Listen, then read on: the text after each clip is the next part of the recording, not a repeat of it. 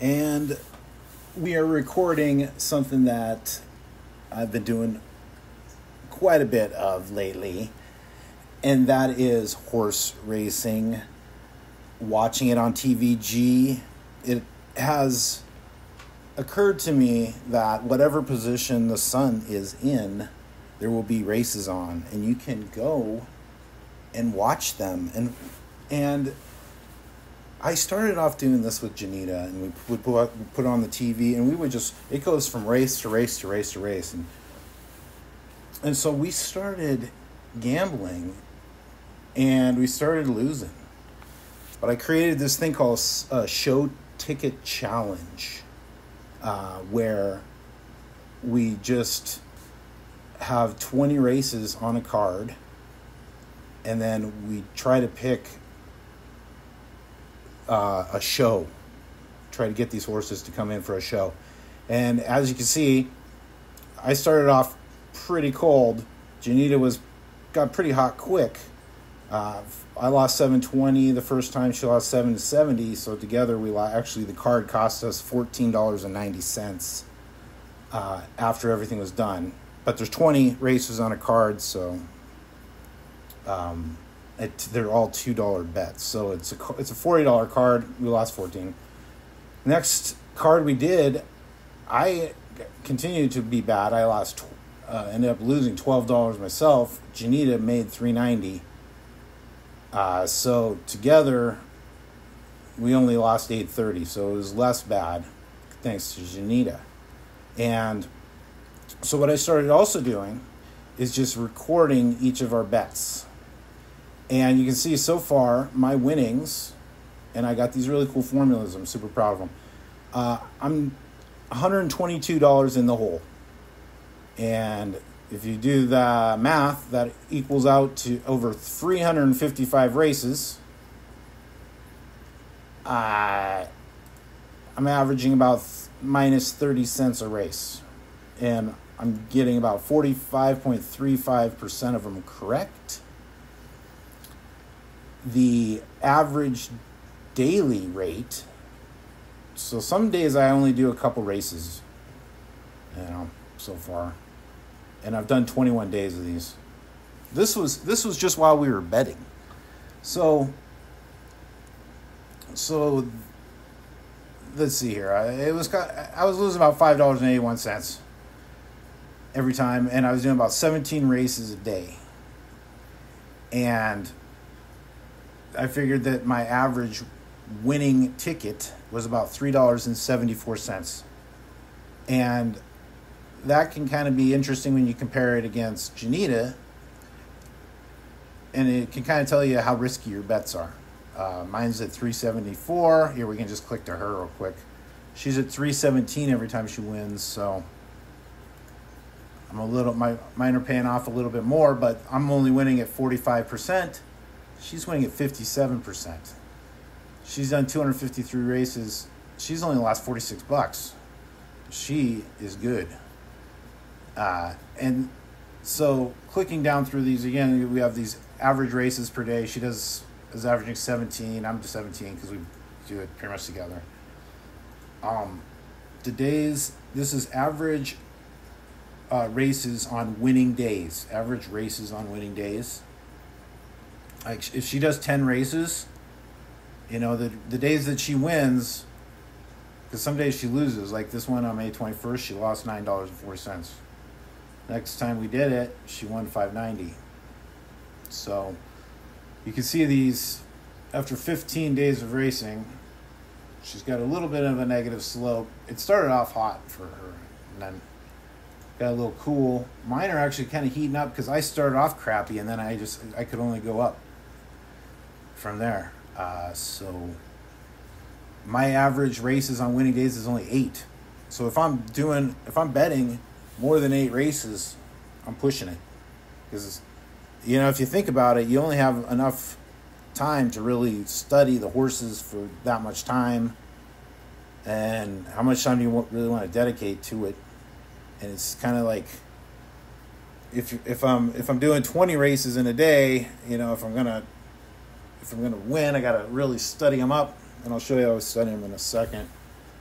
So anyway, what this kind of whole thing gets kind of fascinating is this: you'll see these trends of Janita's and I's are going up and up and up. And I got these things set up so you can actually add us in. And things get a little complicated looking.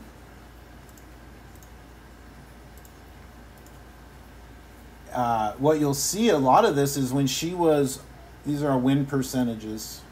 I mean, on this day. When she was doing good, I was doing bad. When I was doing good, she was doing bad. And we were kind of reversed. You see, and we were kind of playing off each other's energy. It was weird. And then we both kind of bottomed out here, it looks like, on this day. And then we've kind of been in sync, and we've been grooving up together. And what you'll see here, as the cards go, they were kind of bad for, a while. And then kind of something around, probably with me, around race 6. Because you'll see I was like bad, and then I was like more bad, and then I was less bad. And then I broke through to $4.10 win. And then I kind of bounced back to bad. And this was when things happened, because I was like, okay, wait a sec, I can actually do this. And so then I came back with a $7.10 win, and then a 40-cent win. Then I lost 7, but I came back with a $3.50 win. So kind of been rolling lately. And you can tell on this. Look at the combo out here. And Janita and I as a combo player is what I'm so fascinated in, because that's how it's going to work eventually. And I've got our combo here. This is how we do together. I've smashed us together, and you can see we're getting better and better. A lot of races, but we're still in the hole.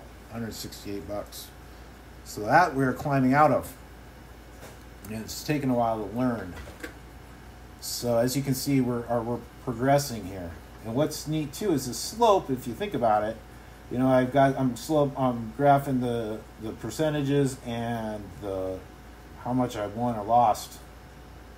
And what we get, if you do your slope intercept here, is you get this little 52.54%, which is right here where this is my break even.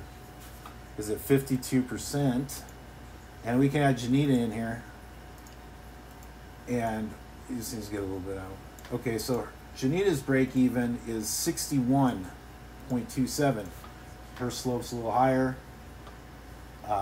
She has to get a little bit higher percentage, because her payoffs are everything's a little less risky. And then if you look at us together, oh man, we're stacked on top there. Whoop! Oh, it's getting kinky. All right, so together if we hit 58%, we're good. That's our break even, and we're looking here down at our total. And we're at 52.3%. So that explains the negative numbers, because we're losing. But we got to get that 52% up to about 58.3 as a team. And I think we're gravy. And what I want to see is I want to see more dots over here. And this is going to, all the dots are going to come over here eventually, as soon as we get good, because we're absolutely breaking it down, and we're machines. And this TVG has turned us on. And here, let's go over to TVG right now. We have 1 minute, and that's not enough time to do things, but I can show you basically what I do is I go over to the race. We're here at Mountaineer, and I sort the snapshot by the power rating. Oftentimes what you'll get is, I don't know if this is Watson or not, you're going to get their 1, 2s, and 3s. And then you can go down here and you can read about them, and I don't know how that stuff happens. Then what I'll do is I'm look at this. Positive Phil, Ambassador Jim, Bold Prophet, then Al Sol, Colonel Mike, Mass, Selling Out, Brother Sky, Rum on the Rock. Sometimes the best names win, because that says basically that they're, the people are cool. So, all right. Oh, let's try to get this thing on here too while we're doing it. So looks like Positive Phil, and then I'll sort by wins and starts. And so Colonel Mike's won 2 or 3 times, and he's had 13 days off. Rum on the Rocks is pretty good too, so these guys are looking good. Let's look at their speed real quick. Average speed. Here's Positive Phil's up there. Here's Bold Prophet, Positive Phil, and their class, Ambassador Jim, Positive Phil. So it's looking like Positive Phil. I'll go to their jockey and how their jockey and trainer have teamed up, and I'll see who's won the most. And these guys won 37, but they've done it 293 times. right? So these guys have done 20, 22 and 66 on Colonel Mike is pretty good. And 3 and 18, Rum on the Rocks is good. And I'm seeing this Rum on the Rocks. So now let's look quick at the Jockeys. And so I got this, I like this Fausto's good. Yuri's probably good. You know, all these guys are probably pretty good. But this Fausto on Colonel Mike is good. I like that. So I got Colonel Mike. Let's see what Colonel Mike does. Colonel Mike, you won the last time. You beat Positive Phil. Do. Now, what I'll do here is I'm going to look and see how he finished. Because I hate when these horses die at the end. So I'll just kind of skip to the end here. And it looks like he Positive Phil's ahead. And he's coming up.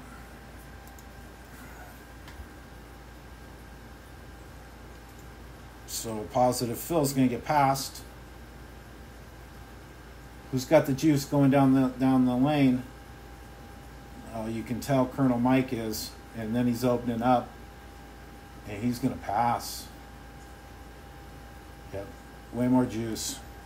I like that. So Colonel Mike is good, and let's look at Colonel Matt. Rum on the Rocks.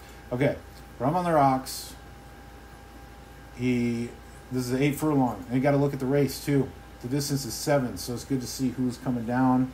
Although this is what I've learned is this is still a route race. It's 7, so it's still the same distance as far as training goes, possibly.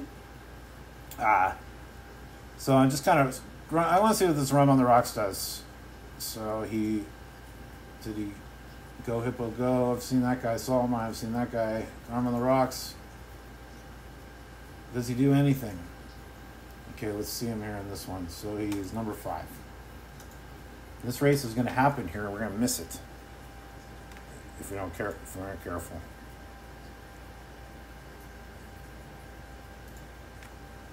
Okay, what number was he? Rum on the Rocks, number 5. What does he do? Where is he? Oh, here he is. Making the turn. Does he make any moves? Does he have any juice? It's right here. He's coming down the inside pretty good.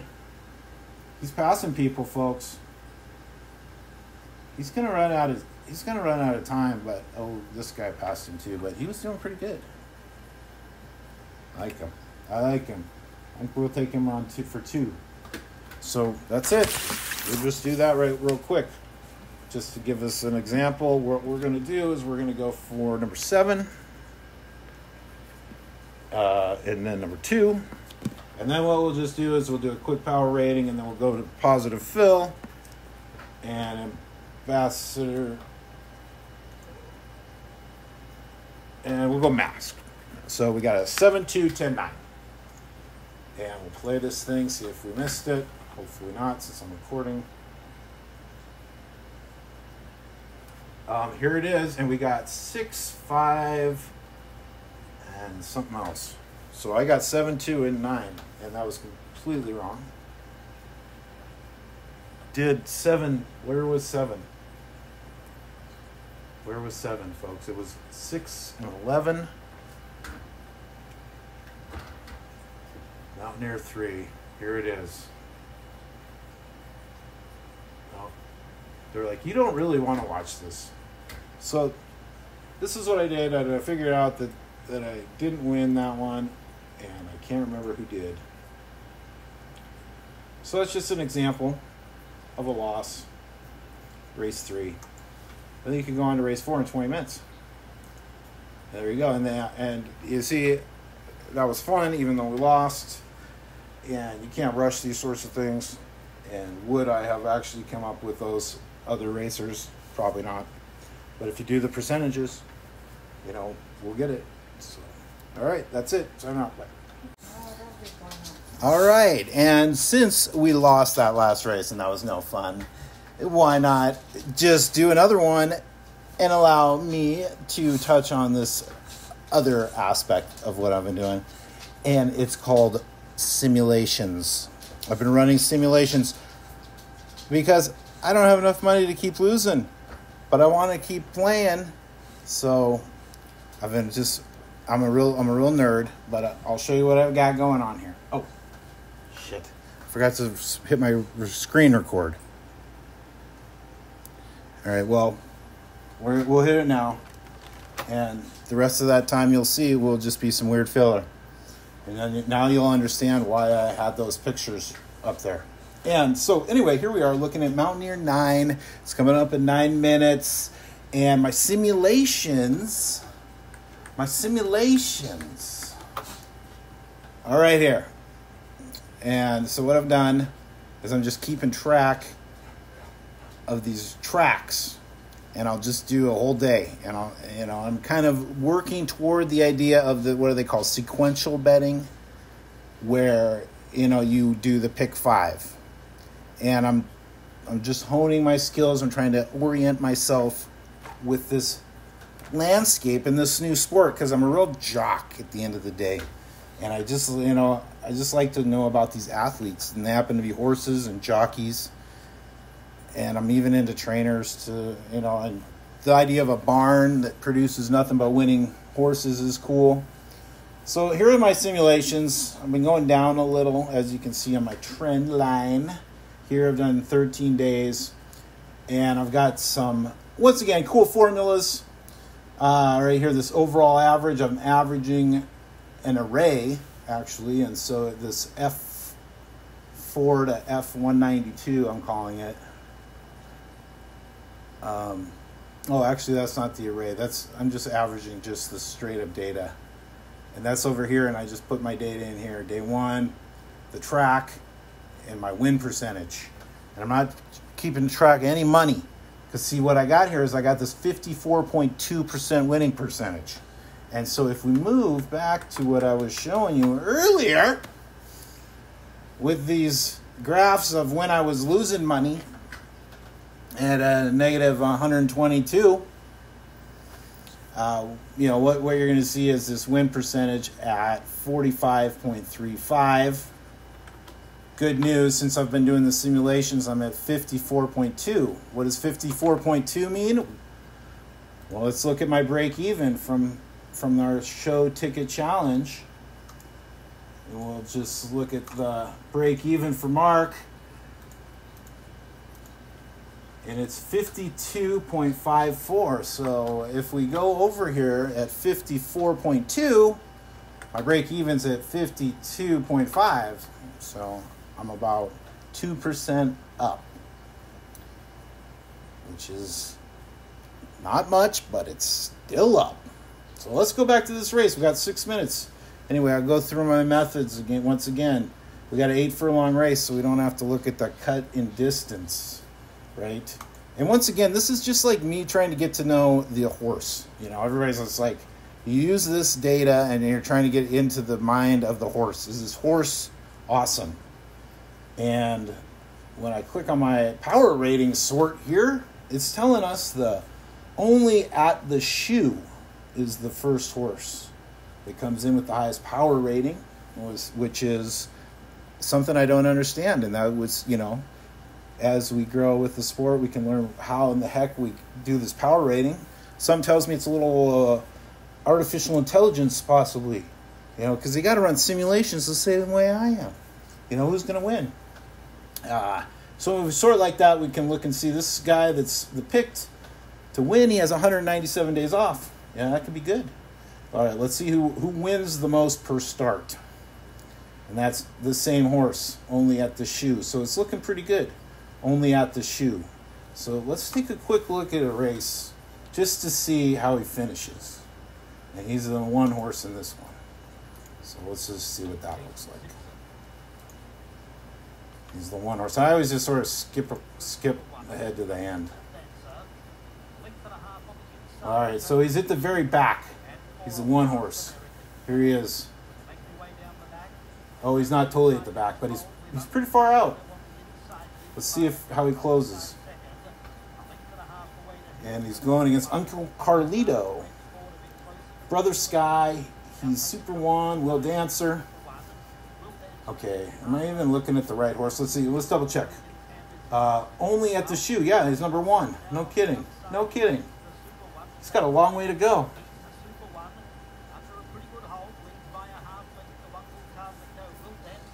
See if we can get some volume. Hopefully it's not copyrighted. Then YouTube is will shut me down. Here he comes, that one on the outside. He's done a lot of work to get back here.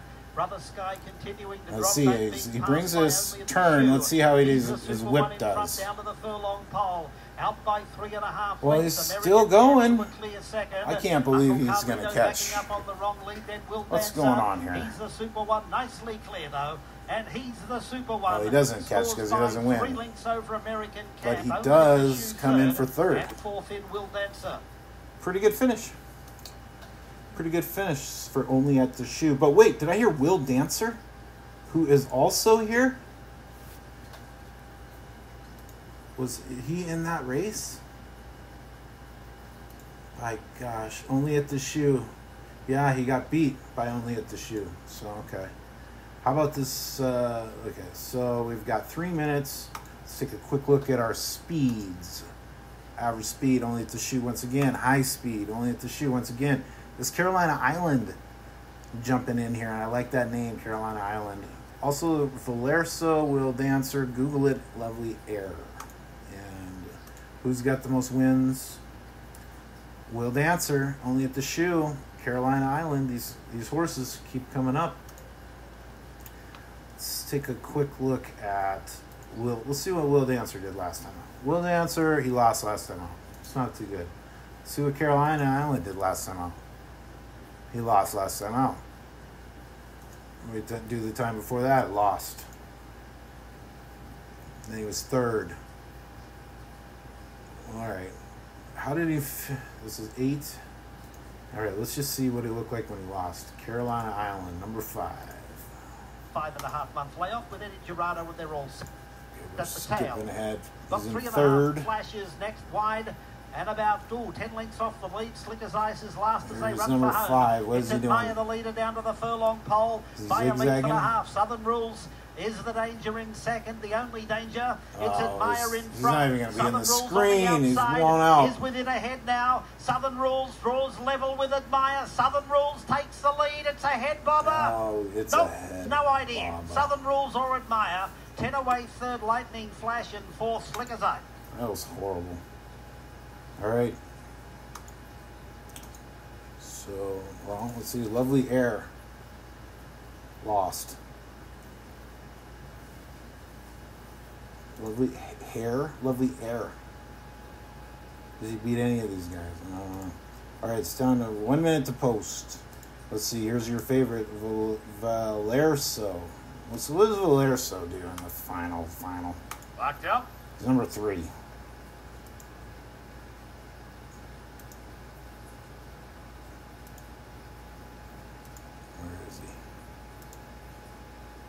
There he is. How did he finish? And it's Conducive still at the back of the pack. And he was in second here, so he lost a little. Valeroso has I Still Got It boxed in still.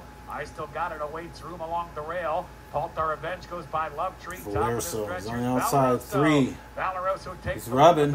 He's tried to cut off, but he doesn't have the speed. Battling back behind this pair. Paltar Revenge trying get beat. This trio off from 4th. But he's game. He's brave. He's dealt with Valeroso. Now he has dealt with Valeroso, and Valeroso's good. Valeroso Plateau. Valeroso looks real good, quite frankly. I Still Got It was. So, can't deny that. Valeroso looks a little even stronger, maybe than only at the shoe. 14 days off, 197 days off. Valeroso, he's a favorite. Only at the shoe. High speed Carolina Island. Looking at our jockeys quick. Only at the shoe. It's saying only at the shoe. So what do? In the 4th race, you take the 4th horse. Only at the shoe. He's going to beat it. He's going to beat the Valeroso. Then Carolina Island is going to beat the Lovely Air. So 4, 5, 1, 3. And that's what we figured out. And here we are. We're racing. A couple of lengths away to Google. And we're tuning in, and it looks like it's The early trailer Valroso. after 3 is Carolina Island. 5/8 of a mile to run. And it's Valroso. And where's 4, out by folks? a neck. In Oh, second is there Lovely he is. Air, He's followed in third. by Only at the Shoe. Now I'm Then looking at him. 2/8 in front. He runs with his Google head it, kind of the down, which 6 isn't to too 5 bad. favourite. You know, sometimes Followed these to the real goers, outside they keep by their head Will down. Dancer, and last is Carolina Island. Yeah. They're covered by 6 lengths into the second turn. And Valroso you the can leader. feel the Only excitement. the Look Shoe at these second, horses. Followed by Lovely Air. Google it is being asked about 4 lengths, maybe 5 Google off it. the Coming lead. up, huh? Starting to come under a bit of a ride, and then comes Will Dancer outside Carolina Valroso. Island at the quarter pole. And it's Valroso. He's On the staying. outside, only at He's the Shoe. fighting hard. Shakespeare stablemates round the bend. They're By 3, the Google stablemates. It is under pressure now. And then comes the retiring Lovely Air, followed by Carolina Island. Gosh, and do Will they have Dancer. any juice down the lane? Valroso at the furlong pole. I picked you Left for by because just I thought you had the juice. Only at the Shoe. I thought you had One juice go for. away, they got Come very on, close. you Their got it. stablemates, why not? Only Yeah, at the there Shoe you has now go. gone to the lead There from he goes. Valroso, and Only at the Shoe. And it's wins 4, by 2. 5, Second and was Valroso. Third, 2, Google at maybe. every chance, and fourth, Lovely Air.